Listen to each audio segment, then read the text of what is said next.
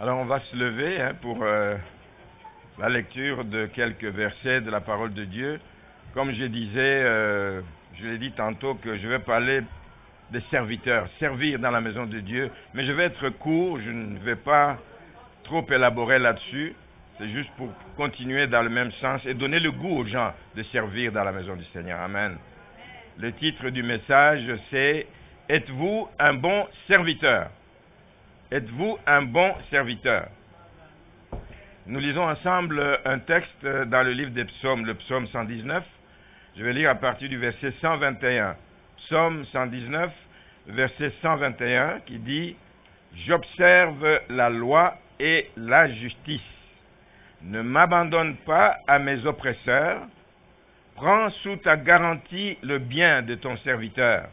Ne me laisse pas opprimer par des orgueilleux. » Verset 123, « Mes yeux languissent après ton salut et après la promesse de ta justice. » Verset 124, « Agis envers ton serviteur selon ta bonté et enseigne-moi tes statuts.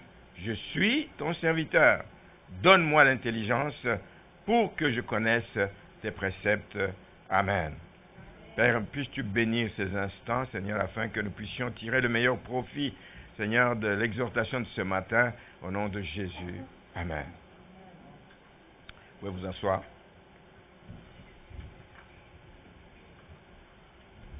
Donc, alors que nous venons d'exprimer notre appréciation à ces deux bien-aimés qui ont servi dans cette église, qui ont servi parmi nous, permettez-moi ce matin justement d'encourager l'église, d'encourager chacun de vous à servir. Je vais vous encourager ce matin à vous rendre utile dans la maison de Dieu. La maison de Dieu a besoin des bras. La maison de Dieu a besoin des gens pour écouter. La maison de Dieu a besoin des gens pour nettoyer dans tous les domaines de la vie et de la marche de l'Église. Et la maison de Dieu a besoin d'hommes et de femmes qui se rendent utiles, disponibles pour servir là où le Seigneur les appelle, là où le Seigneur les envoie. Et pour ceux qui sont avec nous le mercredi, depuis mercredi dernier, j'ai débuté une série d'exhortations pour parler de ce que c'est qu'un chrétien. Et je vais évoquer les différentes appellations, les différents qualificatifs qu'on donne aux chrétiens. Le chrétien, quand vous lisez dans la Bible, il y a toutes sortes de qualificatifs. Un chrétien est un disciple et tout, comme vous allez voir, tout fait appel à cette notion de serviteur. Donc un chrétien, c'est un serviteur. Un chrétien sert comme disciple dans la maison de Dieu. Un chrétien sert comme ambassadeur de Christ. Un chrétien sert comme témoin de Christ. Un chrétien sert comme ouvrier dans le champ. Et il manque des ouvriers en ces temps-ci. Les ouvriers dans le champ du Seigneur. Un chrétien sert aussi comme soldat de Christ. Nous l'avons chanté. Il y a une armée qui s'élève, mais une armée composée de soldats. Qui sont-ils? Ce sont les chrétiens. Un chrétien sert comme soldat de Christ. Comme je disais à Julien, à Denise, un chrétien est appelé à servir toute sa vie. Il n'y a pas de retraite dans la vie chrétienne. Il n'y a pas un temps où je dis, j'ai déjà fait 30 ans de vie chrétienne, Seigneur, j'ai donné le meilleur de moi-même, maintenant le reste c'est pour moi. Non, un chrétien est appelé à servir jusqu'à la fin de sa vie. Jusqu'à la fin de sa vie. Et c'est vrai, même quand on est appelé à des tâches qui ne font pas toujours notre affaire. Même quand on est appelé à des tâches dans lesquelles on ne se sent pas toujours confortable. Mais on est appelé à servir pareil. Parce que là où le Seigneur te veut, c'est là que tu vas être utile, c'est là que tu vas être le plus utile, c'est là que tu vas être efficace. Tous les jours de nos vies, nous devons continuer à servir. Et vous connaissez ce qui est arrivé en parlant de ça à la mère de Jésus. Quand l'ange Gabriel lui est apparu pour lui annoncer qu'elle allait être enceinte et qu'elle allait porter l'enfant Jésus. Il dit, tu deviendrais enceinte et tu enfanterais un fils auquel tu donneras le nom de Jésus. Ça a troublé Marie, vous comprenez pourquoi. Elle était jeune fille, elle n'avait pas connu d'homme, elle n'avait même pas de mari, elle avait un fiancé, mais elle n'avait pas encore de mari, et ça l'a troublée. Et malgré le trouble que cette annonce lui a apporté, lui a causé, j'aimerais vous dire que sa réponse a été extraordinaire. La réponse de Marie a été extraordinaire. On le lit dans le livre l'Évangile de Luc au chapitre 1er, le verset 38. Elle a répondu, « Je suis la servante du Seigneur. Qu'il me soit fait selon ta parole. Qu'il me soit fait selon ce que Dieu veut de ma vie. Pas ce que je veux, mais ce que toi tu veux de ma vie. Je suis la servante du Seigneur. » Et l'ange la quitta. Ça veut dire qu'en disant ça, elle accepte de se soumettre à la volonté de Dieu. Et c'est la position du chrétien. Se soumettre à la volonté de Dieu. Pas faire notre volonté. Pas faire ce qui nous plaît, mais faire ce qui plaît à Dieu.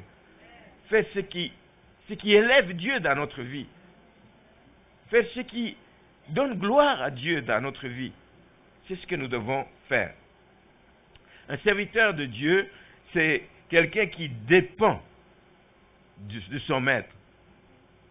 C'est quelqu'un qui accepte de se soumettre à la volonté de son maître. Ne discute pas. Tu le veux ainsi? Yes, j'y vais. Je dis amen à ce que tu me commandes de faire. C'est ça le serviteur de Dieu. C'est ça le bon serviteur de Dieu. Qui se soumet à la volonté de son maître. Dans le Nouveau Testament, je vais vite passer dessus. Il y a plusieurs personnes qui sont qualifiées d'être des serviteurs de Dieu. On les appelle tantôt serviteurs de Dieu ou serviteurs de Jésus-Christ. Et la plupart, je parle du Nouveau Testament, et la plupart d'entre elles, c'est elles-mêmes qui se nomment ainsi. Souvent, c'est dans l'introduction de leurs épîtres. C'est le cas pour Pierre.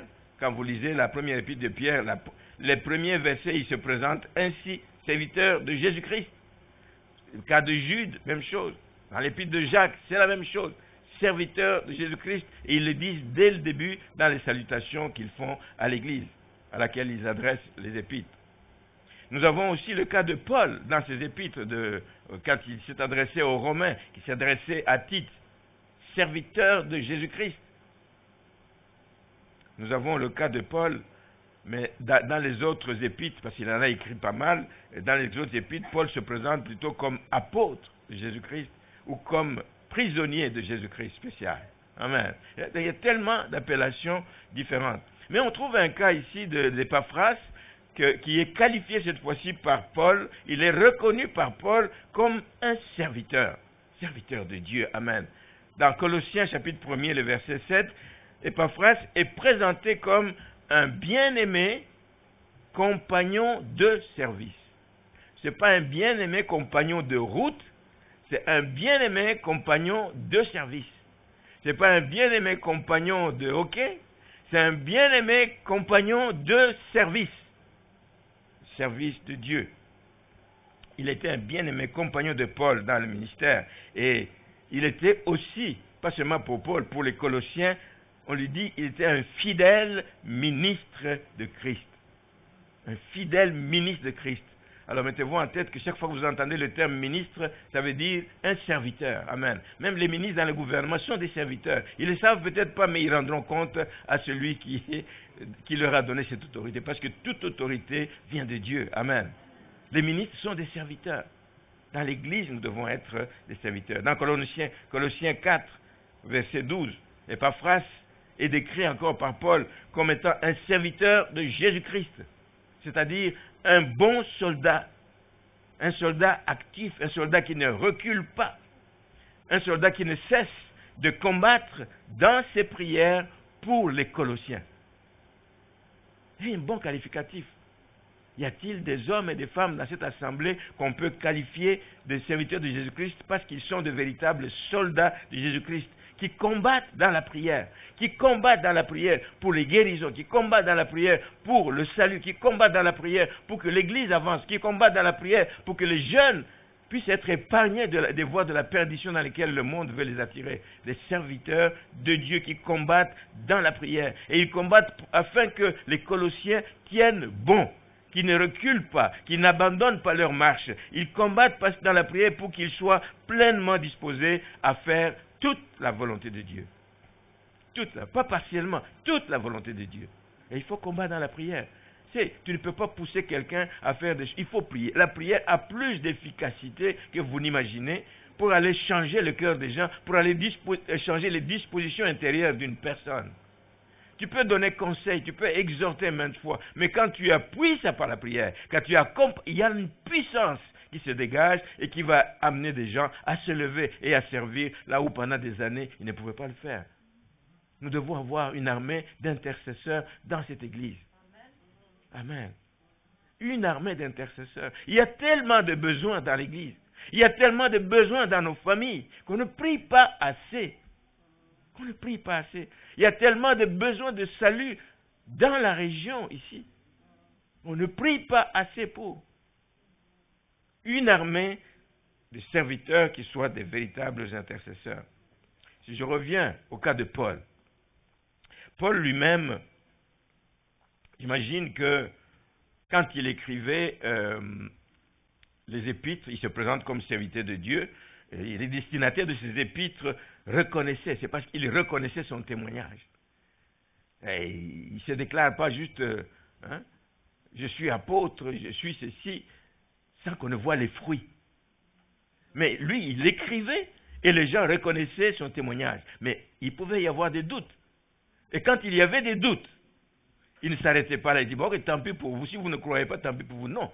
Quand il y avait des doutes, Paul était en mesure de le prouver. De prouver que sa fonction n'est pas quelque chose qu'il a usurpé. De prouver qu'il est devenu apôtre pas parce qu'il l'a décidé de lui-même, comme beaucoup de gens se lèvent un beau matin, je suis apôtre, point final. Et tout le monde doit se soumettre. Non. Lui, il était en mesure de le prouver parce qu'il y avait les fruits de son ministère. Il pouvait le prouver par les fruits de son ministère. Il l'a fait à l'église de Corinthe où il y avait des problèmes. Nous lisons dans 2 Corinthiens, le chapitre 6.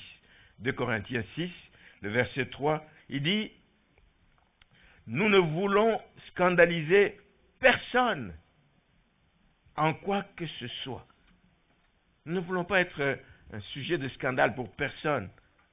Pourquoi est-ce qu'il dit ça? Pour que le ministère ne soit pas un objet de blâme. Et ça, je déplore beaucoup aujourd'hui, beaucoup de choses que nous voyons. Les ministères sont blâmés, l'Église est blâmée parce que des gens sont parfois légers dans la manière de se comporter. Nous ne voulons pas scandaliser personne en quoi que ce soit, afin que le ministère ne soit pas un objet de blâme. Mais nous nous rendons recommandables comme serviteurs de Dieu. Nous nous rendons recommandables. Ça, ce n'est pas l'affaire des pasteurs, ce n'est pas l'affaire des diacres, ce n'est pas l'affaire des... Je ne sais pas, mais c'est l'affaire de chaque chrétien. Nous devons nous rendre recommandables aux yeux de tous parce que nous sommes quoi? Nous sommes serviteurs de Dieu. Nous nous rendons recommandables comme serviteurs de Dieu. Comment, dit-il, il le fait? Vous le voyez, par beaucoup de patience. Vous savez tout ce que j'ai vécu comme tribulation, dit-il. Par beaucoup de patience dans les tribulations, dans les calamités, dans les détresses, sous les coups que j'ai eus, dans les prisons où j'ai été mis, dans les troubles, dans les travaux, dans les veilles, dans les jeûnes. Nous nous rendons recommandables par beaucoup de patience. Beaucoup de patience. Un enfant de Dieu doit être patient. Nous nous rendons recommandables par la pureté de notre vie. Par la pureté, par la connaissance. On ne raconte pas n'importe quoi. Par la connaissance, on fait des efforts pour apprendre, étudier, connaître, que nous ne puissions pas raconter n'importe quoi aux gens. Par la connaissance. Nous nous rendons recommandables par la longanimité. C'est une patience particulière qui nous amène à supporter les maux facilement. C'est plus une caractéristique de Dieu que d'autres choses. Mais nous nous rendons aussi recommandables par cette longanimité. Nous nous rendons recommandables par la bonté que nous manifestons, par l'Esprit Saint, par un amour sincère. Tout ça qu'il cite sont des fruits de l'Esprit. Sont des fruits de l'Esprit. Et nous devons les avoir, nous aussi, si nous voulons être de bons serviteurs. Nous nous rendons recommandables par la parole de vérité que nous prêchons. Nous ne prêchons pas n'importe quoi, mais nous prêchons une parole révélée. C'est la révélation reçue de Dieu que nous vous apportons. Nous ne venons pas vous dire nos pensées, nos idées, etc., ce de quoi nous avons rêvé, mais nous venons vous dire la parole révélée, la vérité. Nous nous rendons recommandables par la puissance de Dieu, les signes qui accompagnent, les miracles qui accompagnent leur ministère. Nous nous rendons recommandables par les armes offensives et défensives de la justice. On ne se rend pas recommandable par des ressources humaines. Ah, j'ai tellement de talents, j'ai des capacités. Non, non. C'est par des armes offensives de la justice de Dieu. Il ajoute, nous nous rendons recommandables au milieu de la gloire, au verset 8, et au milieu de l'ignominie. Même quand nous sommes méprisés, quand on est élevé, nous sommes recommandables. Quand on est méprisé, nous nous rendons toujours recommandables. Au milieu de la mauvaise et de la bonne réputation, nous sommes les mêmes, nous ne changeons pas. Amen. Et nous devons veiller, nous aussi, à être comme ça. Quand nous sommes regardés comme des imposteurs, c'est-à-dire des faux apôtres, il y a des gens qui nous traitent de faux apôtres, alors que nous sommes véridiques, nous sommes toujours recommandables. Amen. Comme inconnus, quoique bien connus, comme mourants, et voici nous vivons, comme châtiés, quoique non mis à mort, comme attristés, et nous sommes toujours joyeux. Des gens nous attaquent à gauche, à droite, croyant que nous allons avoir une mine triste. Non, nous sommes toujours joyeux, parce que la joie du Seigneur, c'est notre force. Et comme pauvres, et nous nous en enrichissons plusieurs. Amen, il est pauvre, il est pauvre. Je pense à l'instant à une dame qui, un jour, dans des circonstances, je ne sais pas lesquelles, mais qui a prononcé une parole et dit, allez, laissez-moi avec vos pasteurs des pauvres. Oui, je sais de qui je parle. Ils sont pauvres, c'est des pauvres pasteurs, ils n'ont rien. Nous nous rendons recommandables, bien-aimés, comme n'ayant rien, aux yeux de certains, alors que nous possédons toutes choses. Amen. Notre source n'est pas le gouvernement ou le portefeuille ou je ne sais pas quoi. Notre source coule d'en haut. Amen. Nous nous rendons recommandables. Quand on nous maltraite, nous ne valons rien. Ils nous voient que nous sommes pauvres alors que nous en enrichissons plusieurs. Amen. Je peux continuer, mais je vais m'arrêter là. Et je me demande si de nos jours, vous et moi, nous voyons ce qui se passe autour de nous. Je me demande si de nos jours, ceux qui se proclament serviteurs de Dieu le sont vraiment. Est-ce qu'ils en ont vraiment les qualités? Quand il n'y a pas de fruits dans votre vie, quand il n'y a pas de fruits dans votre ministère, parfois le fruit, on se trompe, on croit que le fruit c'est avoir une grosse église. Oui, c'est un des fruits. Tu peux avoir une grâce spéciale que l'Église multiplie et le Seigneur multiplie et il envoie des âmes et des âmes. Et il n'y a plus de place et puis il faut agrandir. Gloire à Dieu quand ça vient du Seigneur. Mais on sait comment les choses vont aujourd'hui. On sollicite les gens, on trouve le moyen de les garder par toutes sortes d'astuces. C'est pas ça. Et on se glorifie de ces choses-là.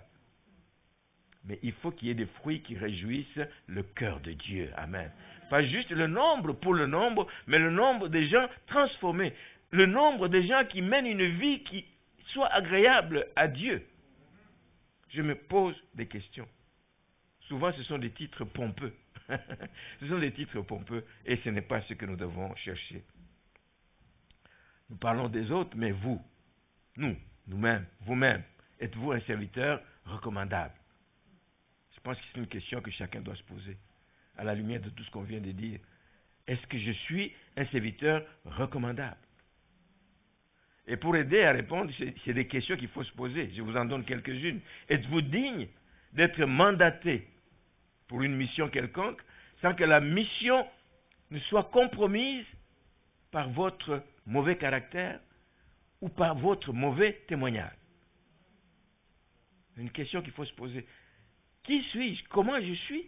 Comment les gens vont me voir là où on m'envoie? Je viens comme ambassadeur de Christ. Mais est-ce que mon caractère, est-ce que mon témoignage parle pour dire que je suis réellement serviteur de Dieu? Une question que chacun de nous doit se poser. Parce que chacun de vous, vous êtes serviteur de Dieu. Est-ce que vous êtes quelqu'un dont la vie, c'est-à-dire les actes, les paroles, ne sont pas en contradiction avec le message que vous apportez?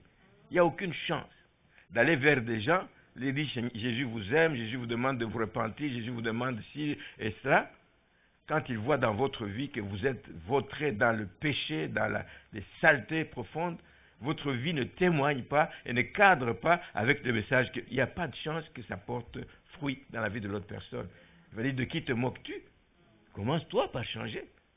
Est-ce que nous sommes recommandables? Une question. Est-ce que vous êtes capable de supporter les épreuves qui sont liées à votre appel. Il y a des épreuves qui sont liées à votre statut. Il y a des épreuves qui sont liées. Quand tu es chrétien, tu sais que l'ennemi ne va pas te laisser tranquille. C'est des flèches. Tout le temps, c'est des flèches. C'est des flèches. Est-ce que tu es capable de rester fidèle dans ces épreuves?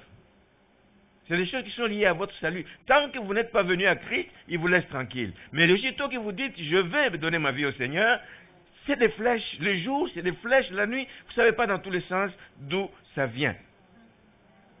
Vous ne savez pas d'où ça vient. Êtes-vous à même de rester fidèle au Seigneur et de lui rendre grâce en toutes circonstances?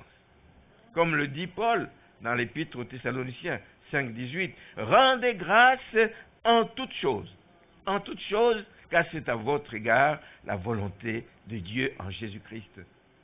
Dieu veut que nous rendions grâce en toutes choses. Est-ce que vous êtes capable de le faire quand il y a des situations qui vous contrarient? Il y a une histoire que plusieurs vous connaissez, l'histoire de deux sœurs, je dis que je vais être bref là, mais c'est l'histoire de deux sœurs, Cory et Ben, je sais pas, hein? C'est ça, et Betsy, voilà, Cory et Betsy. Ça se passe dans la Deuxième Guerre mondiale. Ces femmes ont été envoyées, arrêtées par les nazis, envoyées dans les camps de concentration, parce qu'ils avaient accueilli des familles juives pour les protéger contre le massacre qui avait lieu à cette époque-là. On les amène dans les camps de concentration, etc. Et puis un jour, Dieu a fait grâce justement à Cory, je crois, qu'elle a pu entrer, on les fouille pour savoir avec quoi ils entrent. Elle a pu entrer avec une Bible dans ses habits, là. Ils n'ont pas vu la Bible, donc elle est entrée dans le camp avec sa Bible. Et un jour, elle est en train de lire, elle a lu ce passage de Thessaloniciens 1, Thessaloniciens 5, rendez grâce à Dieu en toutes choses, c'est à votre égard la volonté de Dieu en Jésus-Christ. Et elle s'est tournée vers sa sœur Betsy et lui demande, il dit, mais dis-moi un peu la vérité, dans les conditions où nous sommes maintenant là, avec ce que nous sommes en train de vivre en ce moment, est-ce que tu peux y trouver quelque part un sujet pour rendre grâce à Dieu? Qu'est-ce qui peut nous amener à rendre grâce à Dieu, sachant les conditions dans lesquelles nous sommes? Quand vous êtes dans cette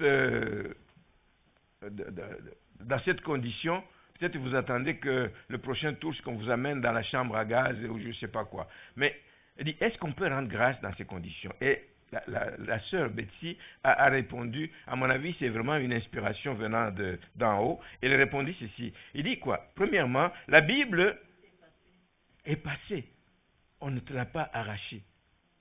Et le fait que nous avons la Bible, et le fait que nous ne soyons pas séparés, on aurait pu prendre l'une, le mettre dans cette partie, et l'autre dans une autre partie. Oui, celle qui aura la Bible va en profiter, mais l'autre. Mais rendons grâce à Dieu parce que nous avons la Bible, nous pouvons méditer la parole de Dieu, aller puiser des forces dans ces circonstances. Et rendons grâce à Dieu parce qu'on nous a mis ensemble. Nous pouvons partager ensemble, méditer ensemble et nous pouvons nous fortifier ensemble. Elle a ajouté, regarde le local dans lequel nous sommes. Un local qui peut contenir, c'est un peu comme ce qui s'est passé dernièrement dans une prison au Congo. On dit que c'est une capacité, je ne sais pas de combien, mais c'est multiplié par 10, par 100, le nombre de personnes qui sont dedans. Là aussi, c'était un local qui pouvait contenir, prévu pour contenir 400 personnes. On y a mis 1400 femmes. Alors, vous comprenez, les circonstances dans lesquelles il était, ce n'était pas facile. Mais au lieu de le voir comme quelque chose de négatif, il dit, mais voilà, 1400 femmes que le Seigneur met à notre portée pour que nous puissions leur partager la parole de Dieu. On peut partager à beaucoup de femmes et leur éviter la perdition. Rendons grâce à Dieu pour cela.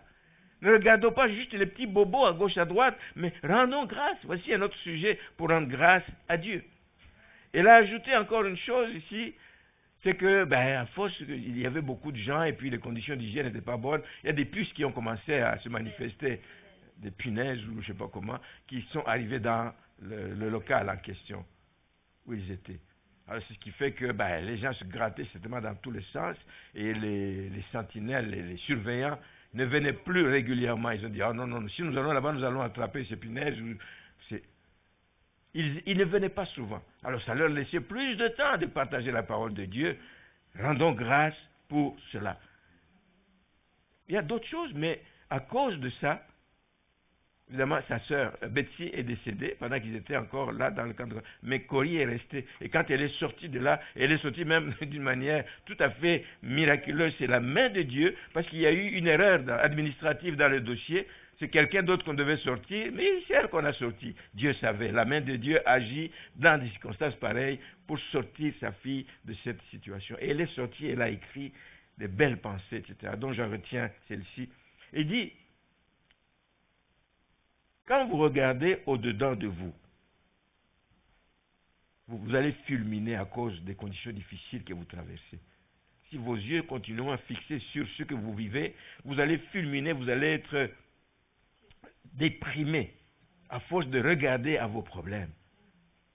Mais quand vous regardez au dehors, autour de vous, avec 1400 femmes, ce n'est pas tout le monde qui était Betsy ni Corinne. Il y a d'autres qui étaient en train d'enrager là-dedans et qui sacraient peut-être, je ne sais pas. Quand vous regardez à cela, vous allez commencer à promener des regards inquiets autour de vous et vous allez être désespéré aussi. Mais il encourage, elle, à regarder à Jésus. Amen. Quand vous passez par des temps difficiles, regardez à Jésus et vous allez avoir le repos. Une paix surnaturelle va vous habiter que personne ne peut vous donner. Une paix surnaturelle quand vous regardez à Jésus-Christ. Et je pense, comme chrétiens, c'est l'attitude que nous devons adopter. Comme serviteurs de Dieu, c'est l'attitude que nous devons adopter. Parce qu'un serviteur de Dieu va passer par toutes sortes de turbulences dans sa vie. Toutes sortes de turbulences, parce qu'il y a quelqu'un qui veut vous arrêter. Il y a quelqu'un qui veut que vous perdiez le goût de continuer à servir le Seigneur. Il va vous bombarder des problèmes dans tous les sens, mais si vous gardez les yeux fixés sur Jésus-Christ, bien-aimé, une paix surnaturelle va vous habiter. Les gens ne vont pas comprendre, mais comment ce monsieur, avec ce qu'il vit, comment cette dame, avec ce qu'elle vit, comment est-ce qu'elle peut encore sourire? La paix venant de Dieu. Apprenons à regarder en haut. Et j'aimerais, en continuant et avant de terminer, j'aimerais ce matin, bien-aimé, insister sur quelque chose. Insister sur le fait que être serviteur de Dieu, véritable, c'est un honneur. C'est un privilège. Absolument. C'est un privilège, c'est un honneur d'être serviteur de Dieu. C'est un honneur. Et je suis reconnaissant à Dieu qui a conduit ma vie comme il l'a conduite jusqu'à ce jour. Je suis reconnaissant et je suis un homme privilégié. Parce que si vous regardez votre condition, et si je regarde ma condition avant, d'un pécheur qui était perdu, d'un pécheur qui n'avait aucune espérance, il m'a élevé à une position, au rang le plus élevé que l'on puisse atteindre comme ancien pécheur. Au rang le plus élevé. Paul le déclare en d'autres termes quand il s'adresse aux Éphésiens. Dans Éphésiens chapitre 2, il dit « Ainsi donc, vous n'êtes plus des étrangers, vous n'êtes plus des gens du dehors, des gens qui n'ont pas de statut, des gens qui n'ont pas de droit de cité. Vous n'êtes plus ce genre de personnes en tant que serviteurs de Dieu, mais vous êtes concitoyens des saints. Vous êtes des gens de la maison de Dieu. Amen. Oh, nous avons une demeure, amen, où l'ennemi ne viendra jamais nous sortir. Nous avons une demeure, Seigneur, dans le Seigneur, où nous pouvons nous sentir toujours en sécurité. Et il y a beaucoup d'avantages d'être des gens de la maison de Dieu. Il y a beaucoup d'avantages qui sont réservés aux gens de la maison de Dieu. Ça, c'est certain. On en découvre quelques-uns dans le texte que nous avons lu dans le psaume 119. Il y a là quelques avantages. Au verset 122, par exemple, quand il est dit, au verset 122, quand il est dit, « J'observe la loi et la justice, ne m'abandonne pas à mes oppresseurs, ne m'abandonne pas. Prends sous ta garantie le bien de ton serviteur, ne me laisse pas opprimer de la part des orgueilleux. » Le privilège que nous avons d'être serviteurs de Dieu, d'être gens de la maison de Dieu, c'est que nous pouvons compter, nous pouvons faire appel et compter sur la protection divine lorsque nous sommes assaillis, lorsque nous faisons face à l'oppression des orgueilleux de ce monde. Ils sont là pour nous opprimer, Ils sont là pour nous montrer, vous ne valez rien, vous nous dérangez par vos prières. Même quand nous avons le droit de nous adresser à notre maître, à notre père, etc., pour demander, et nous pouvons compter sur la protection divine. Nous le faisons parce que nous avons un accès libre au trône de la grâce. Amen. Le ciel est ouvert, nous pouvons nous adresser au Père librement, sans besoin d'intermédiaire. Et la Bible nous encourage à nous approcher du trône de la grâce avec assurance pour être secouru. Quelqu'un qui vient avec assurance, il sait qu'il va être secouru. Amen. Amen. Approchons-nous avec assurance pour être secourus. Bien-aimés, à ceux qui se sentent parfois diminués aux yeux des gens. Oh, il y a beaucoup comme ça, qui ont honte de leur statut. Ils se sentent diminués, ils ne valent rien aux yeux des gens du monde. Ils ont honte de dire que je suis enfant de Dieu. À ceux qui ont ces sentiments, à ceux à qui on a parfois collé une étiquette qui n'est pas élogieuse. Quand nous avons donné notre vie au Seigneur, on nous traitait de tous les noms. Chiens, on a perdu la tête, des étiquettes, vous êtes des fous. Comment toi, un cadre, comment toi, un intellectuel, tu peux aller prier sous le soleil avec des jeunes gens qui n'ont pas étudié? Ça ne m'a pas arrêté. Amen. Ah, il y a des grâces qui sont tombées pendant cette période. C'est un groupe de gens qui se réunissaient sous le soleil. 14 heures, samedi à 14 heures, plein soleil d'Afrique. On est là, de 14 heures à 17 heures, en train de louer, en train d'écouter la parole de Dieu, en train de prier, en train d'intercéder. Mais on dit, ils sont fous ces gens. Mais je suis heureux de vous dire que beaucoup de ceux qui nous ont traités de fous nous ont rejoints par la suite. Alléluia, alléluia. Donc, à ceux qui se sentent diminués, je vais vous dire de ne pas vous inquiéter, car Dieu éprouve du plaisir de vous accepter dans sa présence, tel que vous êtes. Dieu éprouve. Les hommes peuvent vous regarder n'importe comment, d'en haut et tout ce que vous voulez, mais Dieu éprouve du plaisir quand il vous voit venir dans sa présence. Parce que Dieu a de la considération pour vous. Il a payé le prix cher, amen. Il a payé le prix cher pour vous racheter. Donc il a de la considération pour vous. Alors, peu importe comment les orgueilleux veulent vous maltraiter, vous opprimer, mais sachez que quand vous vous approchez du trône de la grâce, amen, les choses changent. Les choses changent. Versets 124 et 125 de notre texte, nous pouvons aussi compter sur notre Maître pour qu'il nous enseigne ses statuts. Et nous avons besoin de connaître les statuts. Les statuts de Dieu, c'est ce qu'il nous ordonne. Nous avons besoin qu'il nous enseigne ces statuts, afin que nous les connaissions et que nous puissions les mettre en pratique. Nous avons besoin qu'il nous donne de l'intelligence pour que nous puissions comprendre ces instructions. C'est seulement en les comprenant que nous pouvons les mettre en pratique. C'est seulement en les mettant en pratique que nous pouvons lui plaire. Ce n'est pas juste la connaissance pour la connaissance. Ça va enfler la tête et ça ne nous donne rien. Tandis que quand cette connaissance rentre à nous, et cette intelligence de comprendre les instructions de Dieu et que nous sommes en mesure de les mettre en pratique, ça vient de changer tout autour de nous. Amen. Je vais terminer par ceci. Je vous dis que c'est bon d'être serviteur de Dieu,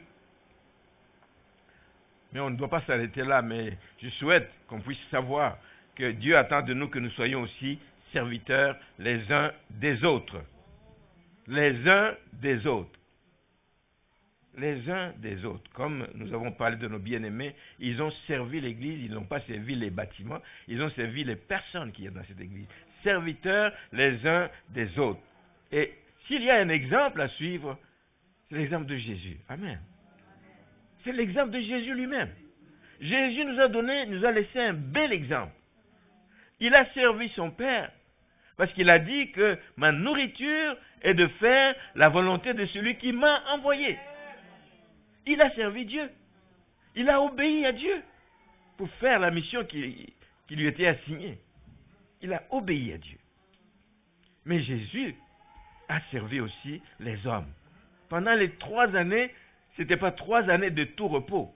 La Bible dit qu'il allait de lieu en lieu, faisant du bien aux gens, guérissant les malades, ouvrant les yeux aux aveugles, Et vous savez tout ce qu'il a fait.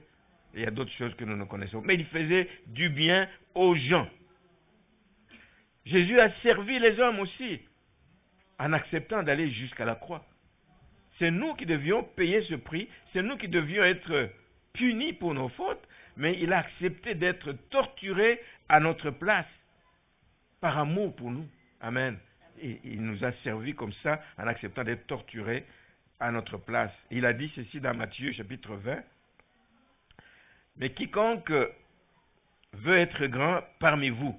Là, il s'adressait, vous connaissez l'histoire, il s'adressait aux deux frères là qui voulaient passer par leur mère, les fils de Zébédée qui voulaient passer par leur mère, dire, écoute, il faut que quand tu seras dans ton royaume, parce qu'ils pensaient que c'était imminent là, et alors, il faut que mon enfant soit un à ta droite, l'autre à ta gauche. Et il dit ceci, mais quiconque veut être grand parmi vous, qu'il soit votre serviteur. Et quiconque veut être le premier parmi vous, qu'il soit votre esclave. C'est ainsi que le Fils de l'homme est venu, non pour être servi, mais pour servir, et donner sa vie comme la rançon de plusieurs. Maintenant, il faut reconnaître que nous sommes dans une société, bien aimée, où les choses sont inversées. Dans la société dans laquelle nous sommes, c'est l'égoïsme. Dans la société dans laquelle nous sommes, c'est la concurrence qui domine, qui prédomine. C'est ce qui est mis en avant, qui est le meilleur, qui va faire mieux que l'autre, etc. C'est ça qu'il y a dans le service, la société actuelle. Les gens trouvent plus important de se faire servir. Ah oui. Il y a quelqu'un qui disait, on était à la fin, qui dit, mais il faut soigner ces gens. Si tu as vu un chef qui n'a pas de gens autour de lui. Des Indiens là. Il faut que tu en aies beaucoup autour de toi. C'est ça, la grandeur d'un homme. Il y a beaucoup de gens dans sa cour, etc., qui te servent. Pas que tu appelles pour servir, mais des gens qui te servent. Et c'est ça la grandeur. Mais ma prière ce matin, pour notre Église, est que chacun travaille pour développer une culture de service. Pas une culture de l'honneur. L'honneur est dû à Dieu. Mais une culture de service. J'aurais voulu que ce soit le thème de l'année prochaine, je ne sais pas, mais je sens que ça peut être ça. Une culture de service dans cette église. Servir Dieu, servir dans l'église, servir les frères, servir les sœurs, se lever, marcher, aller visiter, appeler quelqu'un, servir. Il y a des milliers de façons de servir. Des milliers de façons de servir. Nous le faisons ici parce que Jésus a fixé un autre principe qui est différent de celui du monde. Il a fixé le principe qui dit que est grand celui qui sert les autres. Et les autres, c'est qui? J'ai suivi un message dimanche dernier. Je vous encourage, si vous n'avez pas suivi, le message de Thibault à l'église de Mulhouse, dimanche dernier. Il a donné un message, je vous encourage à aller l'écouter. Moi, j'étais en larmes quand il a fini ce message. J'étais en larmes. Il disait quasiment tout humain, les autres c'est qui? C'est tout humain qui est créé à l'image de Dieu. Toute personne, que tu l'aimes, que tu ne l'aimes pas, que cette personne t'aime ou qu'elle ne t'aime pas, elle a été créée à l'image de Dieu. C'est le prochain que tu dois aider. C'est le prochain que tu dois aimer. C'est le prochain que tu dois servir. Pas avec hésitation, pas avec réserve, parce que lui, il n'a jamais rien fait pour moi. Servir sans attendre. Celui qui va te récompenser, c'est celui qui connaît tout et qui voit tout. Amen. Tout humain créé à l'image de Dieu. C'est lui que nous devons servir. Le jour où nous commençons à voir dans chaque être humain, qu'il soit pauvre, riche, misérable, incapable de vous être utile, le jour où nous commençons à voir dans l'autre l'image de Dieu, et qu'on va réaliser à ce moment-là l'importance de servir les autres. On va réaliser l'importance de servir les autres. Et en servant un homme, un tel homme, c'est qu'on sert Dieu lui-même. C'était le message, c'est comme ça qu'il a, le centre du message de Thibault. En servant un homme, même malheureux, même, etc., mais c'est qu'on sert Dieu lui-même. Et je peux vous assurer, comme je disais à nos amis, que Dieu n'est pas injuste. Il n'est pas injuste pour oublier votre travail. Il n'est pas injuste pour oublier l'amour que vous avez montré pour son nom aux autres, ayant rendu et rendant encore des services aux saints. Le texte de Hébreux 6, 10. C'est là-dessus que je termine. Et je vous prie de réfléchir sur ce message. Je vous prie de prendre en considération cette exhortation. C'est important. Si nous voulons être vraiment une église selon le cœur de Dieu, il faut que cette culture du service soit au milieu de nous. Amen. Servir Dieu et servir les humains. Amen. Nous allons prier.